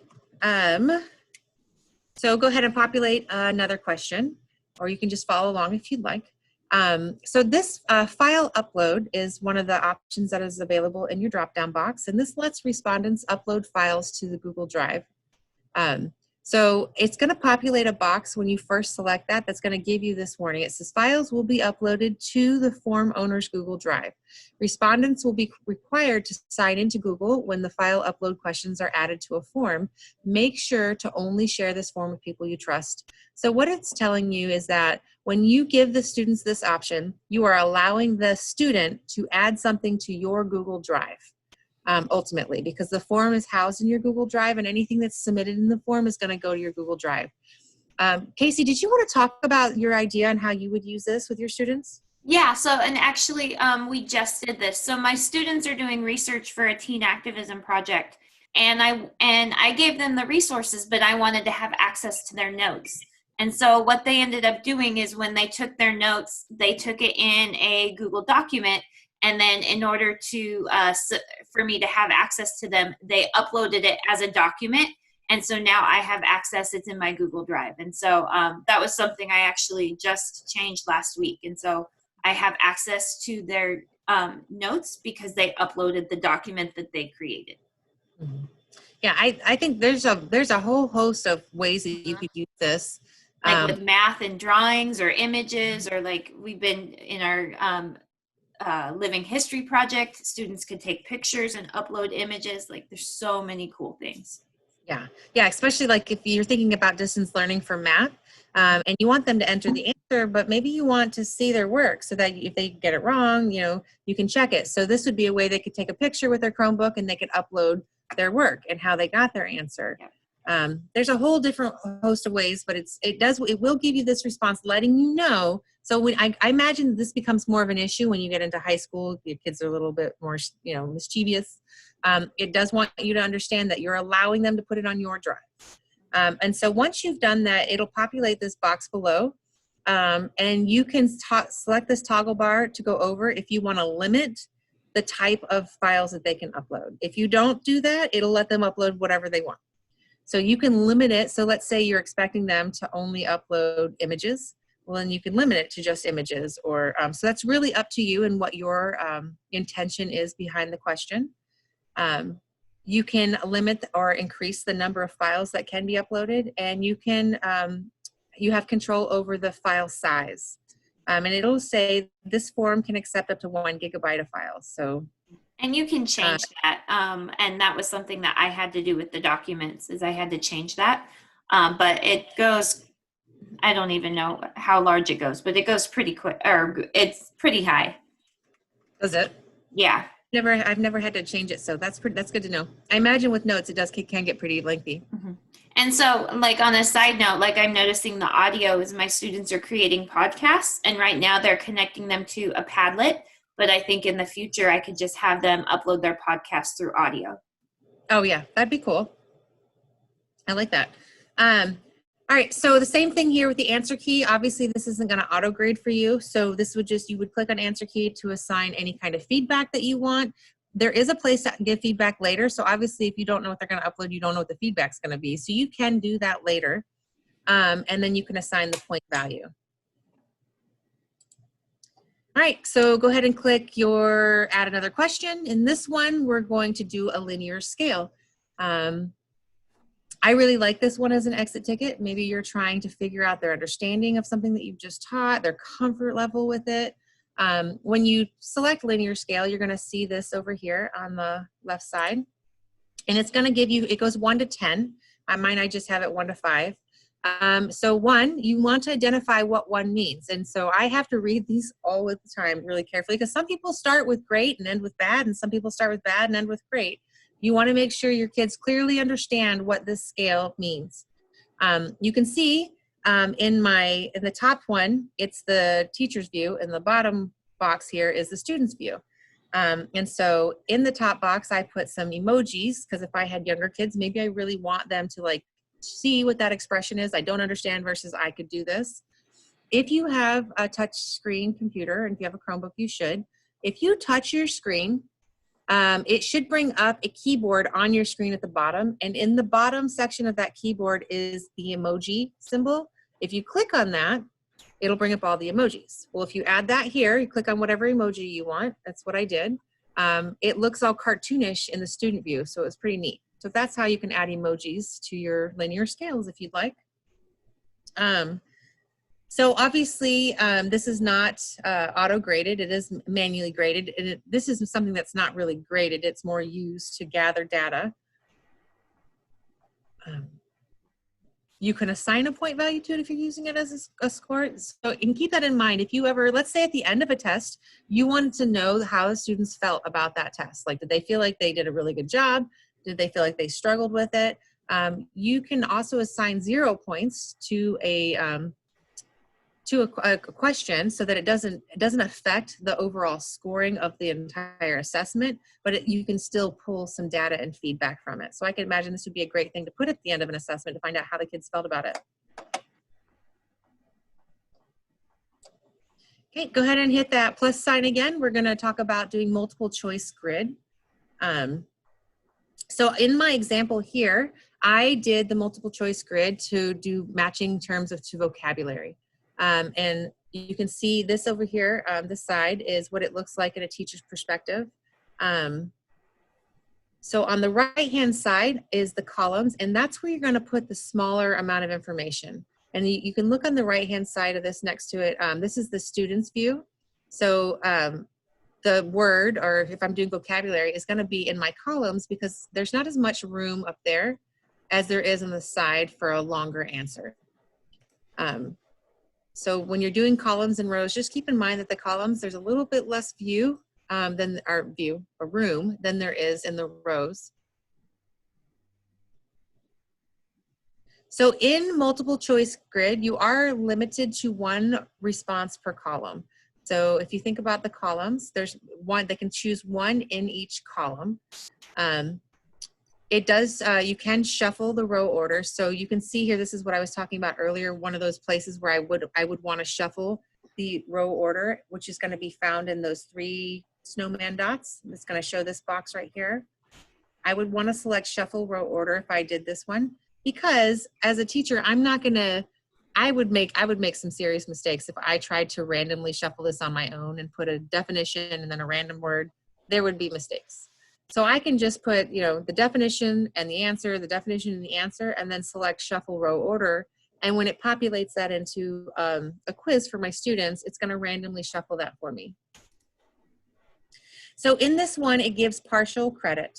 So you do receive credit for each correct answer. So for each row, they will receive credit. So if they only get 2 out of 4 of these, then that's the credit they're going to get. So keep that in mind when you're assigning a point value. You can see that this one, if you look at my screen, it says 80 points. That's because in the point value, I put each one was 20 points. So there's 4 of them, so it gave it 80 points. So when you're assigning points to this one, keep that in mind. I kind of exaggerated that one because I wanted you to see how crazy that could get. So if you were thinking, oh, the whole thing, all 4 right is 20 points. Well, if you put that 20 in the point value system, it's going to make it 20 per row. So make sure that you keep that in mind when you're assigning that point value.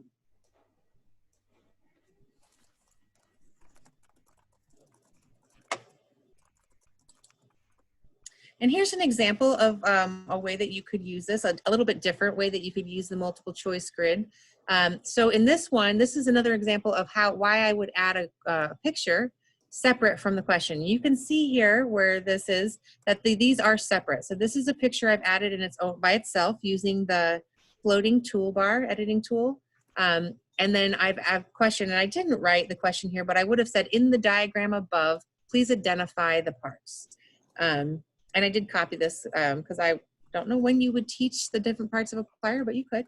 So you can see here, they've taken an image, and I can imagine that if I was going to do this, I would use Google Drawing.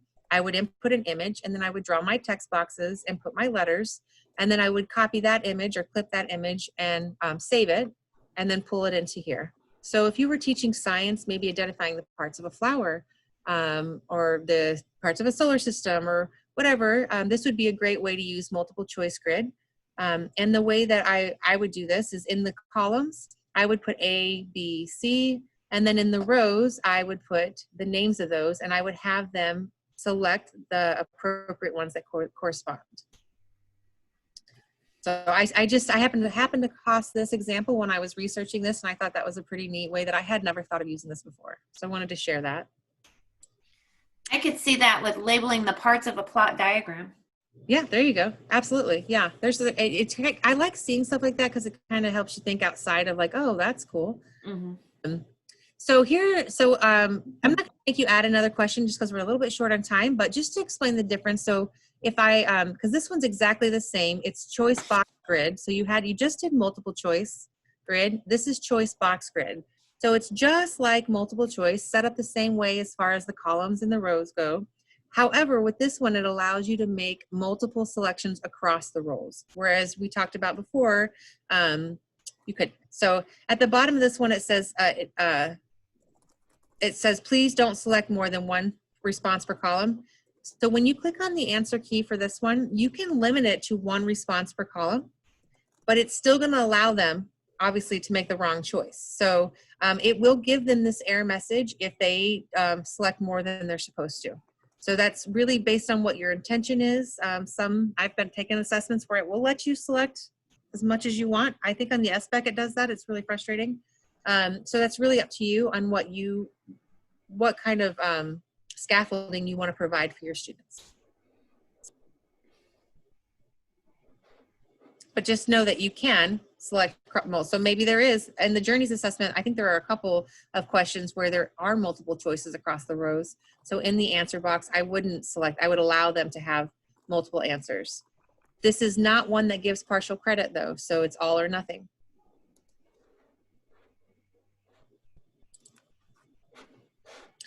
Okay, so I'm not going to make you guys create these, but there is a way for you to, if you have a question that requires a date. So on your floating editing tool, there it says date. If you click that, it'll populate a box just like this at the top where you can write the question, but in your answer, it'll be formatted like a date.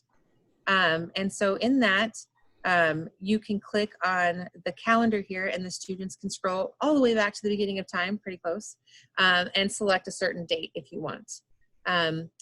In your 3 little dots that are here, your snowman dots, you click on that if you would like to add a description under the question, if you want to include the time with the date or include the year. And so there are some choices that you can click right here to get. And the time one is just below that is pretty similar. So if you want, if there's a certain time or your teaching time in your class and you want that format, you would click the time option on your floating editing tool. It would give you the box for the question here. It would, you can see I have description selected over here, so it's giving me the description box. And then it brings up a pre-populated formatting for time. And I don't know how to get this box to go away. All right, and so you can see where it says duration. I'm gonna go ahead and go there.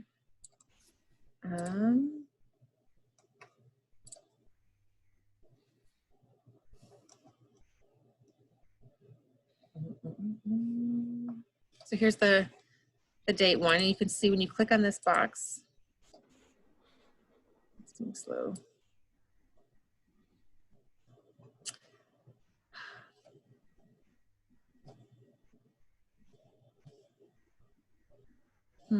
It's not responding. So you can do time or duration. So let's say the answer is 30 minutes. I'm not sure why. Oh, I'm sorry. I got to click on the answer key.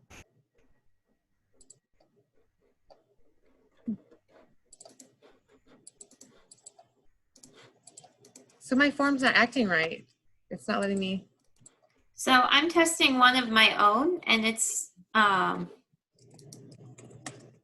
yeah, it's not working either. Oh, so that's a glitch with Google because, you know, it is technology and it never works right all the time.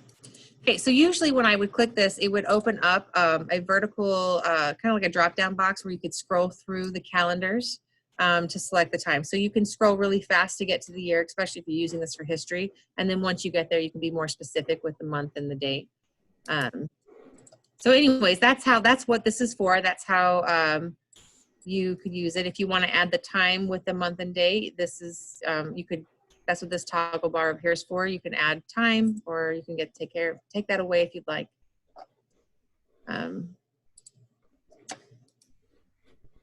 All right, so one of the things that I wanted to talk about before Casey takes over is, this was an example that another teacher had pointed out when I was at a conference, is you can use, if you want to have bonus questions in there, one way that you would do that is, obviously in your question, you want to identify that it's bonus. You would identify it as extra credit. You would assign your points, and then when manually scoring the question, so in your points though, you would assign it as 0. And I don't know why this is 9, it should say 0, I gotta fix that. So you would assign it as 0 points. And that means if they get it wrong, it doesn't hurt them. And then you would make sure that you would go in and manually score that, so that if they did get it right, you could give them those bonus points. And that would be, so by giving it 0 points to begin with, it's not in that final grade, it's not calculated. So anything above and beyond is gonna give them extra credit. So this is a way that you could provide extra credit using Google Forms.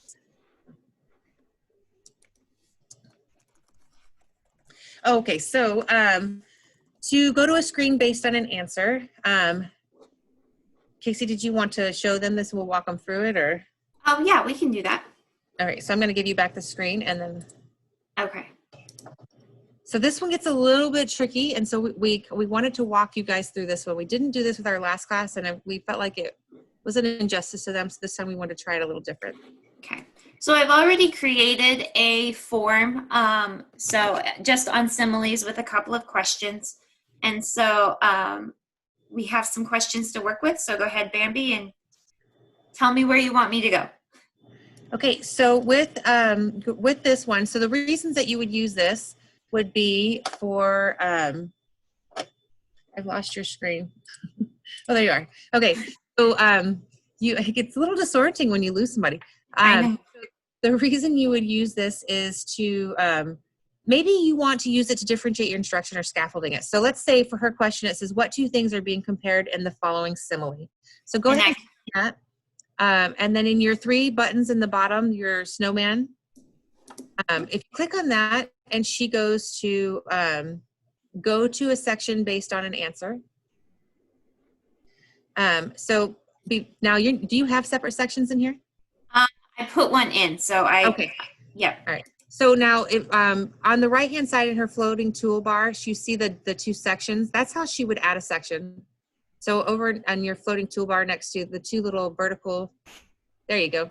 So that's how you would add a separate section. So if you wanted to use this to differentiate your instruction, you would need sections. And so you can see right there next to her answers. So which one of these is the correct answer? So the correct answer is the first one, and I was waiting to put that in, but the answer key is not popping up. Is your quizzes, is it set to a quiz? Oops, I had it. There we go. See? Hit save. So Yeah. I was saving it so that I could show you, and then I forgot that I'd been looking at it. All right, so there we go.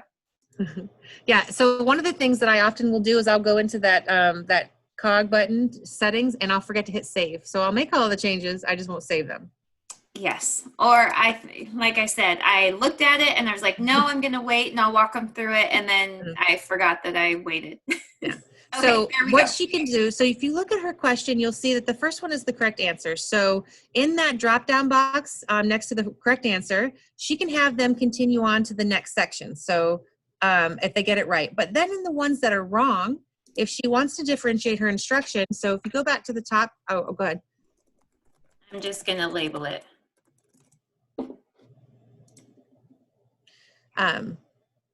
So you can see, so for all of the wrong answers, she can have them go to the section on differentiation. And so what will happen is when they're taking this assessment, if they get it wrong, it'll take them to that separate section. In that section, you can put a video on how to get the, so for, let's say this was math and we were doing angles. If they picked the wrong answer, I would have it take them to a video with Math Antics, teaching them about the basics of an angle. And so, and then I would have them go back to their, that original question. So if you click on the one, the differentiation, so she's gonna add a video for them to watch to teach them.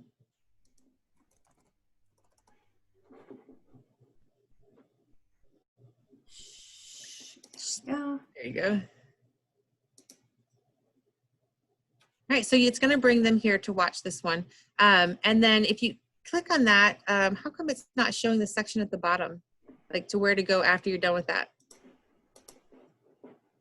Your 3 dots in the top right-hand corner, your snowman dots. Nope, we don't need to capture. So normally you would want them to watch this, and then you would want it to take them back to, and it would show it underneath.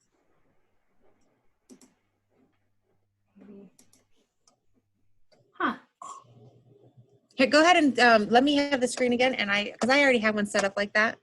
Okay.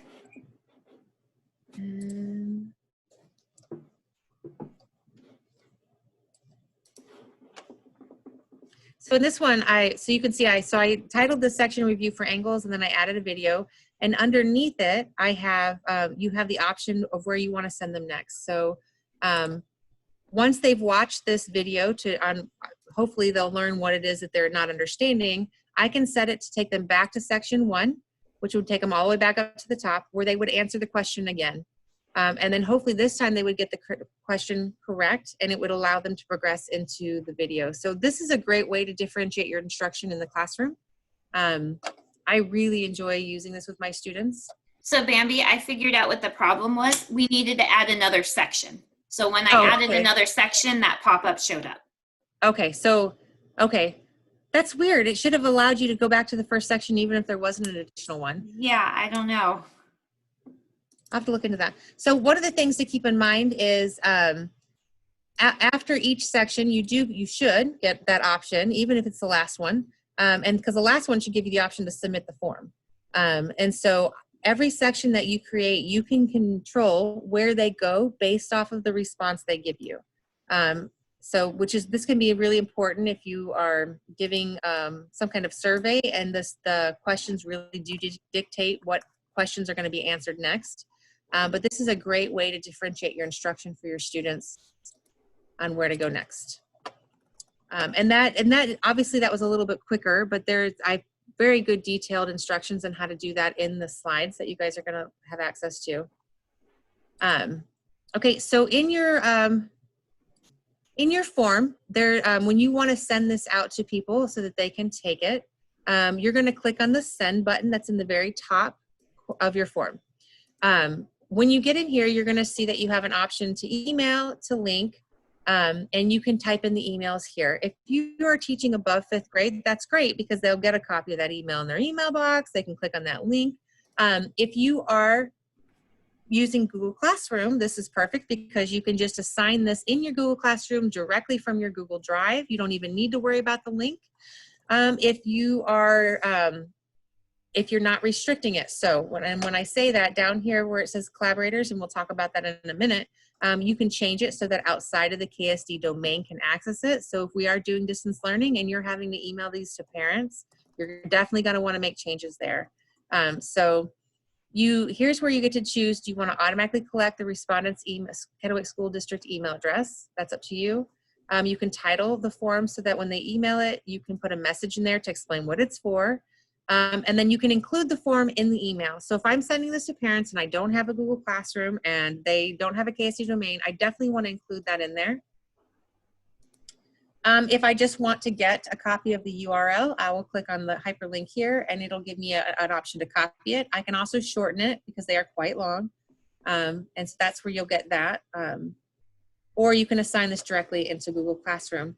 So one big thing and it took me forever to find this. So when I'm sharing these out with you guys, I have to go down here into collaborators. So when you click on add collaborators, and it seems a little bit weird as a where to go to get this, it's going to bring up this box where I can either type in the person I want to edit it with, and I can click on the cog and control what the editor can do. So they can change, editor can change permissions and share, or they can just view and comment and option to download and print or copy it. Where it really gets good is if you go just below add editors, there's get the link or copy the link. And then there's this really important box that says, it'll say restricted initially. That is really important if you're sharing this with parents who do not have a KSD domain email. If you don't check anyone with a link, they will not be able to open it. And so this is where you have that control. If you're using this for distance learning, and if you're using this for distance PD with teachers who work at KSD, it's really important to check that link because even right now with PD, I've had a lot of teachers asking for access and I'm like, why? And it's because they don't realize that they're logged into their personal Gmail accounts and not their KSD Gmail accounts. And so it's not letting them have access to that. So if this isn't a top secret form, I don't care who has access. So I just will go down and put anyone with this link can access this form. Obviously that's up to you and what your intentions are. Just know that this is where you find it because this is the last place I would have ever looked to find that. So just to reiterate, you're going to click add collaborators when you're sending it. So you click send, add collaborators. Underneath add editors is going to be get the link. And that's where there's little boxes that allows your restrictions. There's nothing more frustrating than getting 25 emails wanting access to a form that you want them to take. So we're going to talk real quick and we're running out of time. This happens every time. So if you guys want to hang in a couple extra minutes later, there's some important stuff. So responses, I'm just going to briefly go over this, but the type of responses that you can get, So if you'll click on responses, you'll click the toggling bar that says you're accepting them. You can stop accepting responses. Anybody who tried to fill out the form for Get Your Teach On recently experienced that. They put a set date that they would stop accepting those. You can, in your responses, it gives you an option to see the responses as a summary. So as a whole, so how well they did as a whole class.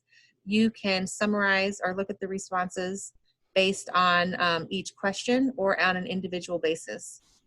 In the individual basis, you'll see down here, this is where I can go in and give very specific intentional feedback. So I can go through the questions here and say, okay, this is where they struggled, and give really specific feedback. So if I didn't want to give a generalized feedback because I wasn't sure what their error was going to be, but I do want to get feedback, this is where you would do that. And this is in your, you guys saw, you can see it in your forms now, you'll see responses at the top. You'll probably say 0 because nobody's taken it.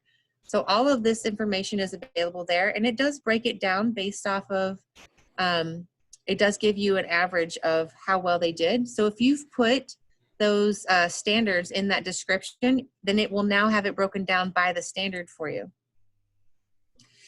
Take it away, Casey. All right. So we have a couple of different, as Bambi's mentioned, a couple of different extensions that or add-ons that you can use. So how you would do this is that, or the ones that we've talked about are Read Write for Google, Voice and Voice Typing, Equate.io, Flubaroo, and Choice Eliminator. And the way, the way you would go about doing this is that, stop other screen sharing. So, sorry. That's okay. All right, so up here at the top, I have to move my things around. So you could go right here to this puzzle piece. You can select there, and then, so you've got fast form on and off. Here we go. Is there a problem? Anyway, you would go into add-ons and you can just search for it. You can also go up into and search in like the Chrome Web Store, and you can find add-ons and extensions. But once you add these in, you will have access to them throughout your Google form. So you just go up here and you find whichever add-on or extension you want to use, and you can select it. And so at any time you go to, so not every single add-on or extension is approved by the district. And it's not, that doesn't mean it's not approved. It just means that they haven't evaluated to make sure it meets the requirements of the federal law for use with students. So if you come across something that you really want to use and you think it'd be beneficial, just type in help@ksd.org, right? And put a highlight or a copy of whatever it is, that URL that you want them to check out. They'll check it out real quickly. If it meets the requirements, they'll add it in there for you, no problem. Don't assume that if it doesn't give you the option to add it, that it's not available. It just may not have been evaluated yet because there's way too many out there for them to have already looked at everything. And IT does a really nice job of getting back to you. But typically turnaround is within 24 to 48 hours. Sometimes, depending on the workload, it might take a little bit longer, but they really do a pretty good job of getting back to you. Hey, Casey, share the screen with the forms. So there's a couple of form templates that I've provided for you guys to have access to. Do the second one. There's a, so if you're in the lower grades, the math one is so cool. On the next page? The next page, yeah. Yeah. The addition emoji mystery picture. So this is a great example of how you would use this response validation. So if you get the right answer, you go to this section. And you'll notice as you're taking this, go to it and take it like a picture. There you go. The eyeball. Mm-hmm.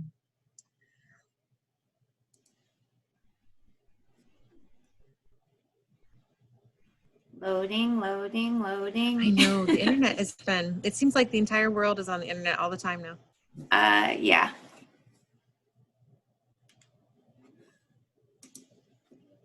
There we go. Okay, so in this one, you can see that you can only see two parts. There's put your name, and then it says solve the math problems and open the mystery picture. So there's really nothing to solve on this page, but this is its own section. So when she clicks next, it's going to take you to a question. So when we were talking about that response validation, this is what it does, is it puts things in their own section, and then you control where they go. So she selected the correct answer. She's going to click next, and notice how And they've used Google Drawings to do this. They've highlighted all of those responses with the color that they're supposed to be. And then when she hits next, it should take her to the next question. If she had gotten it wrong, so get this one wrong. See, it takes them to a section that says, oops, wrong answer, try again. When she hits next, it'll take her back to the question to re-answer it. And then when she gets it right, it'll say it will. Yeah. Oh, you didn't get the picture. There you go. So when she gets it right, it takes her to the section. And yes, this does sound like a lot of work, but can you imagine the engagement behind doing this? So if you had a group like of, so if my class or my peer teachers, if we like, you take this one, I'll take this one, and we did this together, and then you have it forever. One, they can't go through this and do it wrong. Two, they're getting instant gratification and validation every time they get the correct answer. That's encouraging them to try harder because they want that reward system. I'm telling you, in a 5th grade class, the amount of engagement that you get when you use these, it just blows my mind. Students who you couldn't get to pay attention all year long, all of a sudden they want to stay in at recess so they can finish the math quiz. It's a really great way, and this is really, it is a little bit time consuming but like I said, remember how you can copy a form? So you could copy the whole process and just change the picture and the problems. So really, if you think about it, once you've gotten started, this really isn't as extensive as it looks. Now since we're talking about kind of that validation, somebody brought up, well, what happens when you get something correct? And so let's see if I can move it around. So you'll notice, oh, geez. So you'll notice right here, we have underneath, it is killing me. So, but you won't notice because I can't get it to move. All right, so if they get the answer correct, they continue to the next section, and then they would answer those. And then say, for example, that's the end of the questions, but now you want to move on. I've added an additional extension called, additional section called extension. So if we were to go through this and we got this answer correct, or the first answer correct, and then we could move on to the next one. And these answers work because I haven't actually validated. So now we're skipping that review part, and they're going straight to the extension. And so that is how you can work around. Like if somebody doesn't get something wrong, it's just the sections that you add. You can skip sections or you can review sections based on how your response validation goes. Yes. I had a quick question. When you had the differentiation section where they had the little video to watch, how did they get back to section 1? Let's say if that's where they were starting. Okay. After they watch that video, is there something they click on that takes them back? So down here at the bottom, you'll notice underneath, this is what we were looking for before. It says after section 3. Now they'll return to section 1 to that same question. So they just click on that? Yeah, so in their view, it'll just say next. They'll click next. Oh, okay. Where you want them to go based off their answer. Yeah. You'll Thank assign, you. in your view, it says, it gives you what selection. So it'll say, based off the answer they provide, what section do you want them to go to next? Yeah. Perfect. Thank you very much. Is next. Yep. And this is the student view of that same question. So they would go back. Yeah. So it's very simple for the students. It's just back or next. So Casey, go back to the PowerPoint and show them the other templates we have. So somebody was asking, do you have templates for those kinds of works? So all of these hyperlinks that you see are going to be on the slide I'm providing, or well, Casey and I are providing. It's going to take you to forms that are templates. So you can see in this one, there's a template for a sign in, sign out form. That is a great way for your kids in middle school and high school. If you want to track how often they're leaving your class to go to the bathroom, you can do this sign in, sign out form. And if you have them put the extension on their computers for that, the one that eliminates options. So if somebody signed out, they can't sign out. They have to wait till they're signed back in. And if you click on that form, it talks you through how to do that. There's a student interest survey here that you could do at the beginning of the year, or if you have student or high cap students, a peer review rating one. So you can see in this one, in the student interest, they would select their name, and then it would take them to the next to the next questions. And so when you downloaded this into a Sheets, it would give you that student's name and then all the information that went with that student. And so it would kind of help you get to know them. And this is one that's already been created for you. So all you have to do is change the names. And then if you don't like the questions or if you wanted different questions, you would just alter the questions. But the response validation and all of that stuff is already set up for you. Other options that were there. So the peer review rating form. So in my classroom, they have to edit themselves, peer review it before they can come to me, because I don't want to write the paper for them. And so this is a great way that I'm going to use this year to track my students peer reviewing. Like, did you really peer edit this, or did you just say you did it? I'm going to make them fill out this Google form on the ones that they edit, so I can compare and say, well, when I edited it, I saw this, but I don't see that in your Google form. Did you not know, or did you not actually do it? And try to hold them a little bit more accountable and force them to work a little harder. There's an example of an exit ticket here, a digital reading log. So if you have your students read every night, they could record that on a log that you could then download to keep track of the time. I think on the next one there is, we talked about the turn in lake form. So that's already created for you. You wouldn't have to do anything. I put a couple ones that are not quite as specific, like a 5th grade place value. Can you click on that one? Yep. So in the 5th grade place value, you can see underneath the title of the entire one, it's got the standards that are being assessed. And so that kind of helps keep track of, how your students are doing based off the standards. You can see that in this question, they answer one question. It's in its own section. This is the editing view, so we can see all the sections, but the students will only see one section at a time. So you can limit, so they'll put their name in, and you'll see that progress bar that's at the bottom. That's one of the options that we talked about that you can give them to be able to see when they know how close they are to being done. So they're only going to see one question at a time, and for a lot of students, that's very helpful. It keeps them from becoming overwhelmed. I'm not 100% sure I got those right. It's all right. And so each time they go, so when they created this response validation, they just had them progress from one section to the next. They didn't put anything in here for any kind of differentiation, and that's completely up for you guys. You can see in this one, it's an example of, it looks like they just took a picture, a snippet picture of the question from maybe a previous assessment, put that in as an image, and then added the question underneath it. It's in its own section. So here, shuffling the questions is not an issue because every question's in its own section. So, but this is a template that you guys have access to that's already done. So if you want to use it in its entirety, you can. If you want to just use the template as in the way it's set up and just change the questions, you can. And so all of that's available in your Google form. I mean, the Google slide that we'll send out. There's an end of the year reflection form. I'm going to send it out to my students this year just because I'm really curious as to what they think about how this year went. I think this will be really neat. And that'll be in there if you guys want to use it. Notice in the ones, so a lot of these are short answers, some are long answer. And go down to the bottom, there was, okay, so they didn't, so this would be one where if maybe it was a yes or no question, but I wanted to give an option for other. So we talked about how, where it says add option or other. So maybe I wanted them to give it, maybe they have a different answer than yes or no. That other is where they could type in whatever response they want.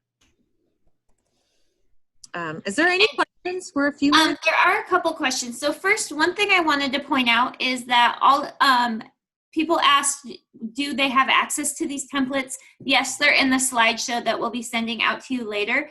The second thing is that we would encourage you when you are taking a look at these templates to go over to the 3 dots or the snowman and then go down and make a copy, and this will make you your own copy. Mm-hmm. That way you have access to your own copy and not the general one that everyone has access to. Yes. Yeah. And then that way when you make, we won't be all changing the same one. I think did I not set it up to force copies? I may not have. It's not forcing copies off of the slide. Okay. All right. Yeah. So definitely when you go in there, make your own copy. That way, whatever changes you make don't get altered by someone else. Yeah.